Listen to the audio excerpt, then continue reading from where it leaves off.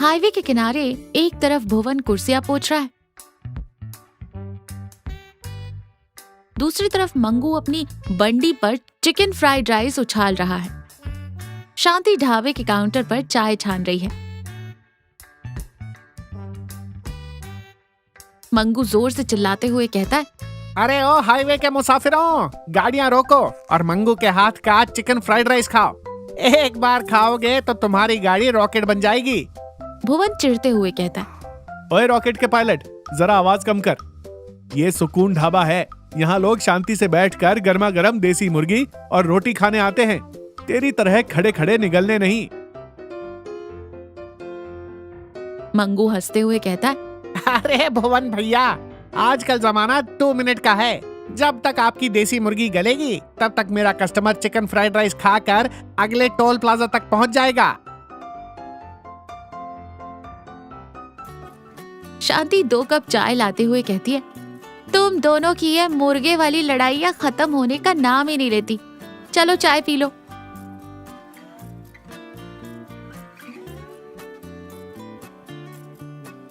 मंगू चाय की चुस्की लेते हुए कहता है, भाभी जी, आपके हाथ की चाय में जो जादू है ना, वो भुवन भैया की बातों में कहाँ।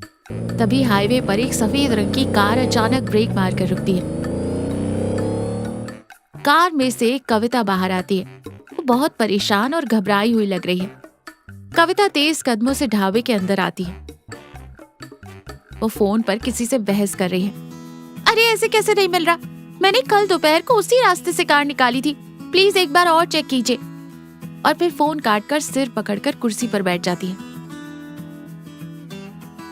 मंगू अपनी बंडी छोड़कर ढाबे में आता है। क्या हुआ मैडम जी, कार का टायर पंक्चर हो गया क्या?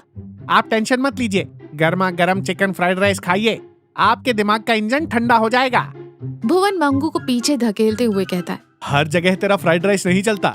मैडम जी, पहले आप पानी पीजिए, कोई परेशानी है क्या? कविता रुंधे गले से कहती है, मेरा एक लाल रंग का बैग कल इस हाईवे पर कहीं गिर गया है। मैं कल इसी रास्ते से गई थी, मुझे लगा शायद आपके ढाबे के पास छूट गया होगा। शांति प्यार से कहती है, बेटा कल तो तुम यहाँ रुकी ही नहीं थी, क्या उस बैग में बहुत सारे पैसे या गहने थे? हम पुलिस को फोन करें? कविता आंखें पोंछते हुए कहती है, नहीं आंटी, पैसे नहीं थे, उसमें एक पुरानी डायरी थी, मेरे बाबूजी की डायरी। वो एक छोटे से गांव में मिलिट्री होटल चलाते थे। उस डायरी में उनके खुद के लिखे हुए स्पेशल नॉनवेज मसालों के राज और उनकी यादें हैं। पिछले महीने ही उनका देहांत हो गया। वो डायरी ही उनकी आखिरी निशानी है मेरे पास।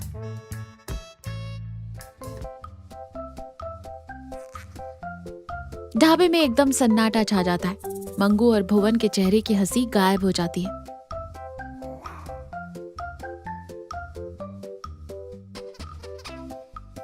कविता ढाबे के कोने में उदास बैठी है। शांति उसे ठाठस बंधा रही है। बाहर मंगू और भुवन बातें कर रहे हैं। मंगू सीरियस होकर कहता है, भुवन भैया, मैडम की हालत देखी नहीं जा रही। पैसे गए तो वापस आ सकते हैं, लेकिन यादें चली जाएं तो इंसान अंदर से खाली हो जाता है। सही कह रहा है मंगू, कल मैडम बता रही थी कि टायर में कुछ फंसने की वजह से उन्होंने माइलस्टोन 45 के पास कार रोकी थी। शायद बैग वहीं कहीं गिरा होगा। तो सोच क्या रहे हो?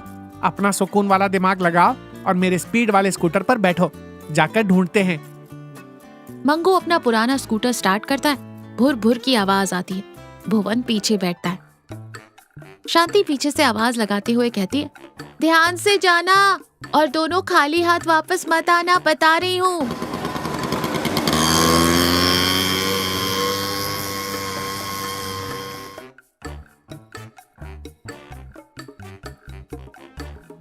मंगू और भुवन थके हारे धूल से सने हुए ढाबे पर वापस आते हैं। दोनों के चेहरे लटके हुए हैं। कविता उम्मीद से खड़ी होकर कहती है, क्या हुआ, कुछ मिला?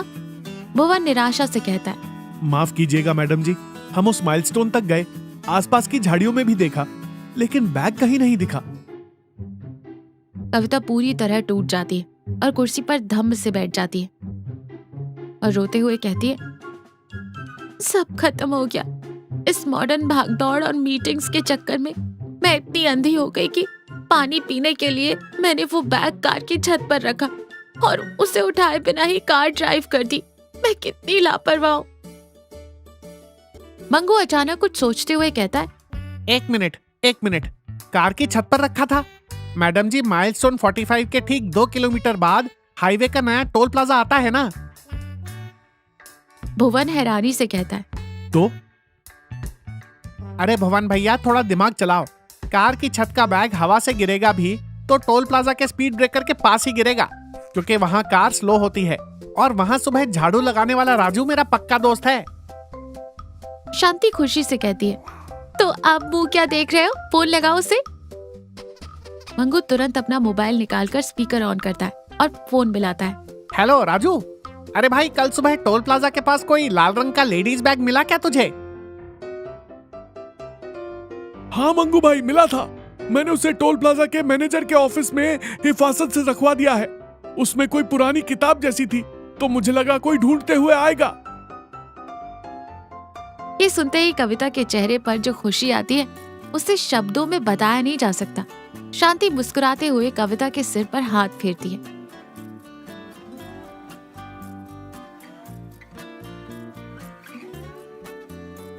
आज मंगू की बंडी अपनी पुरानी जगह पर नहीं है। वो खिसक कर बिल्कुल सुकून ढाबे से जुड़ गई है, जैसे दोनों एक ही दुकान हो। कविता अपना लाल बैग सीने से लगाए खड़ी है। आज वो बहुत शांत दिख रही है। उसके चेहरे पर कोई कॉर्पोरेट स्ट्रेस नहीं है। वो हाथ जोड़कर कहती है, भुवन जी, मंगू जी, आपने मेरे लिए जो किया उसकी कोई कीमत नहीं है। अपनी इस भागती हुई जिंदगी में मुझे आज समझ आया कि असली सुकून अपनों के साथ रहने और दूसरों की मदद करने में है। भुवन मुस्कुराते हुए कहता है, अरे मैडम जी, इसमें शुक्रिया कैसा? ये हाईवे है, यहाँ से रोज हजारों गाड़ियाँ बहुत स्पीड से गुजरती हैं, लेकिन असली मुसाफिर वही है जो किसी की परेशानी देखकर अपनी स्पीड कम करे और उसकी मदद करे। एकदम 100% सही बात कही भैया। और मैडम जी, आज से मेरी स्पीड और भुवन भैया का सुकून दोनों मिलकर काम करेंगे। जिसको बहुत जल्दी है वो मेरा चिकन फ्राइड राइस खाएगा, और जिसके पास वक्त है वो भैया के हाथ की बनी देसी मुर्गी खाएगा। शांति मिट्टी के कुल्हड़ में चाय देते हुए कहती है, लो बेटी, इसी बात पर मेरे हाथ की स्पेशल चाय पियो। कविता चाय पीते हुए एक सुकून भरी मुस्कान के साथ कहती है, दुनिया की सबसे बेहतरीन चाय।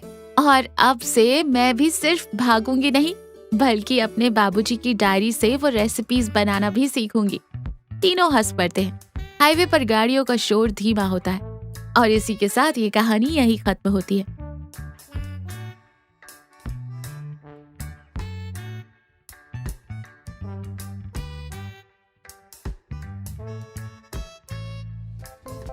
तो देखा, जिंदगी की इस भागदौड़ और आगे निकलने की होड़ में हमें इंसानियत और भावनाओं को पीछे नहीं छोड़ना चाहिए। दूसरों की मदद करना और मिलजुल कर रहने में ही असली सफलता और सुकून है।